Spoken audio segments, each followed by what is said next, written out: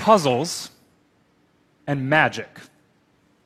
I work in what most people think are two distinct fields, but I believe they are the same. I am both a magician and a New York Times crossword puzzle constructor, which basically means I've taken the world's two nerdiest hobbies and combined them into one career. And I believe that magic and puzzles are the same because they both key into one of the most important human drives, the urge to solve. Human beings are wired to solve, to make order out of chaos. It's certainly true for me. I've been solving my whole life.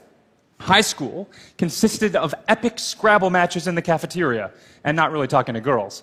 And then at about that time, I started learning magic tricks and definitely not talking to girls. There's nothing like starting a conversation with, "Hey, did you know that prestidigitation is worth 20 points in Scrabble?" But back then, I noticed an intersection between puzzles and illusion. When you do the crossword puzzle, or when you watch a magic show, you become a solver. And your goal is to try to find the order in the chaos of, say, a black and white puzzle grid, a mixed-up bag of Scrabble tiles, or a shuffled pack of playing cards. And today, as a cruciverbalist, 23 points, and an illusion designer, I create that chaos. I test your ability to solve. Now, it turns out, research tells us that solving is as primal as eating and sleeping. From birth, we are wired to solve. In one UCLA study, newborns still in the hospital were shown patterns like this: circle, cross, circle, cross. And then the pattern was changed: triangle, square. And by tracking an infant's gaze, we know that newborns, as young as a day old, can notice and respond to disruptions in order. It's remarkable. So from infancy through old age, the urge to solve unites us all. And I even found this photo on Instagram of pop star Katy Perry solving a crossword puzzle with her morning coffee. Like...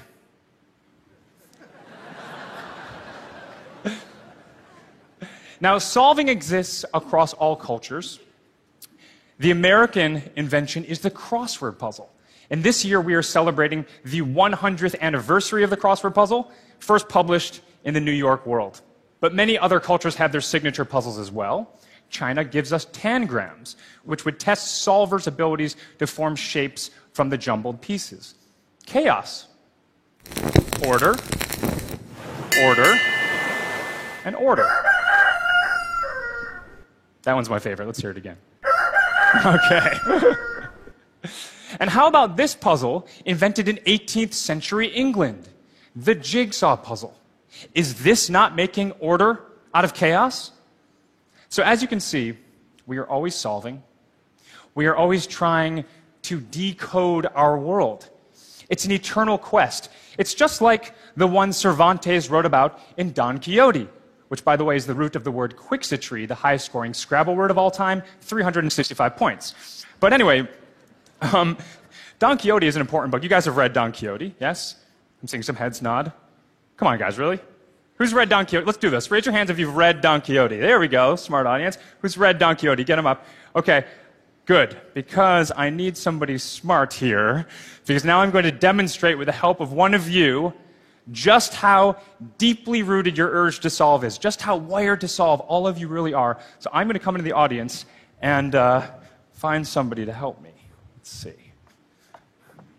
Everybody's looking away all of a sudden. Would you? What is your name? Gwen. I'm not a mind reader. I can see your name tag. Come with me, Gwen. Everyone give her a round of applause. Make her feel welcome. Gwen, after you. Are you so excited? Did you know that your name is worth 8 points in Scrabble? Okay. Stand right here, Gwen, right here. Now, Gwen, before we begin, I'd like to point out a piece of the puzzle, which is here in this envelope, and I will not go near it. Okay? And over here we have a drawing of some farm animals. You can see we have an owl, we have a horse, a donkey, a rooster, an ox, and a sheep. And then here, Gwen, we have some fancy art store markers. Colors like, can you see that word right there? No. Cobalt. Cobalt, yes, cobalt. Well, we have a silver, we have a red, an emerald, and an amber marker. And Gwen, you were going to color this drawing just like you were 5 years old. One marker at a time. It's going to be a lot of fun. All right? But I'm going to go over here. I don't want to see what you're doing. Okay, so don't start yet. Wait for me to get over here and close my eyes. Now, Gwen, are you ready? Pick up just one marker. Pick up just one marker. And why don't you color in the horse for me? Color in the horse. A big scribbles, broad strokes. Don't worry about staying in the lines. All right, great. And why don't you take that marker and recap it and place it on the table for me? Okay, and pick up another marker out of the cup. And take off the cap. And color in the donkey for me. Color in the donkey. Big scribbles. Okay, cool. And recap that marker and place it on the table. And pick up another marker for me. And take off the cap. Isn't this fun? And color in the owl for me. Color in the owl. Okay, and recap that marker. And pick up another marker out of the cup. And color in the rooster for me. Color in the rooster. Good. Big strokes. Good. Pick up another marker out of the cup. And color in the ox for me. Color in the ox. Okay, good. And be a lot of color on that, and recap and place it on the table. And pick up another marker out of the cup. Oh, I'm out? Okay, I'm gonna turn around. Did I forget I forgot my purple marker. This is still gonna work though. I think this is still gonna work, mostly. All right, so Gwen, I'm gonna hand you this envelope. Don't open it yet. Not open it yet. But I'm going to write down your choices so that everybody can see the choices that you made. Okay, great. So we have a cobalt, horse, amber, owl, a silver, ox, yes, okay, a red, donkey, and what was the emerald color? A rooster, an emerald rooster. Okay, now for the moment of truth, Gwen. We're going to take a look in that envelope. Why don't you open it up and remove the one piece of paper from inside and hand it to me, and we will see if it matches your choices. Yes, I think it does. We have a cobalt horse, we have a red donkey, we have an amber owl, we have an emerald rooster, a silver ox. I forgot my purple marker, so we have a blank sheep. But that's a pretty amazing coincidence, don't you think? Gwen, well done. That's beautiful. I'll take that back from you. So, ladies and gentlemen, how is this possible? How is this possible? Well, could it be that Gwen's brain is so wired to solve that she decoded hidden messages? Well, this is the puzzle I present to you. Could there be order in the chaos that I created? Let's take a closer look. Do you recall when I showed you these puzzle pieces? What image did it ultimately become? A cobalt horse. The plot thickens. And then we played a game of tangrams with an emerald rooster. That one's my favorite. And then we had an experiment with a silver ox. And Katy Perry drinks her morning coffee out of a amber owl. Thank you, Katy, for taking that photo for me. Oh, and there's one more. I believe you colored a red donkey, Gwen. Ladies and gentlemen, could you raise your hands for me if you've read Don Quixote? Who's read Don Quixote? But wait, there's more.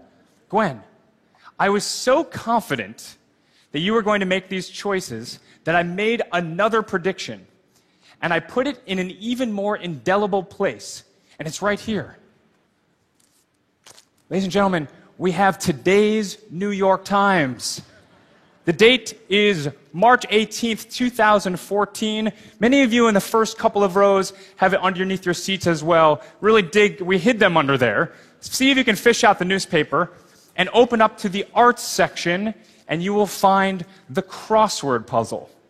And the crossword puzzle today was written by yours truly. You can see my name above the grid. I'm going to give this to you, Gwen, to take a look. And I will also put it up on the screen. Now let's take a look at another piece of the puzzle.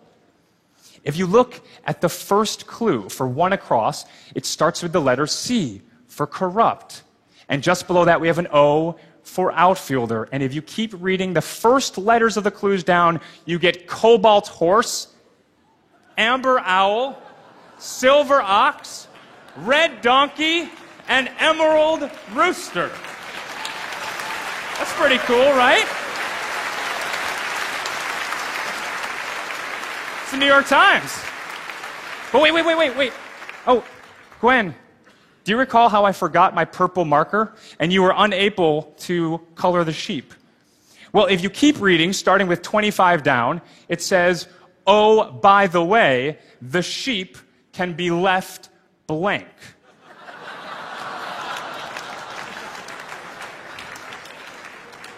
But wait, there's one more thing. There's one final piece of the puzzle.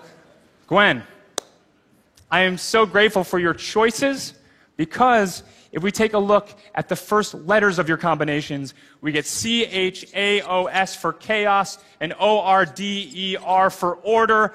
That's chaos and order. We've all made order out of chaos. So ladies and gentlemen, the next time you find yourself with a puzzle, whether it's in your life or in your work, or maybe it's at the Sunday morning breakfast table with the New York Times, remember, you are all wired to solve. Thank you.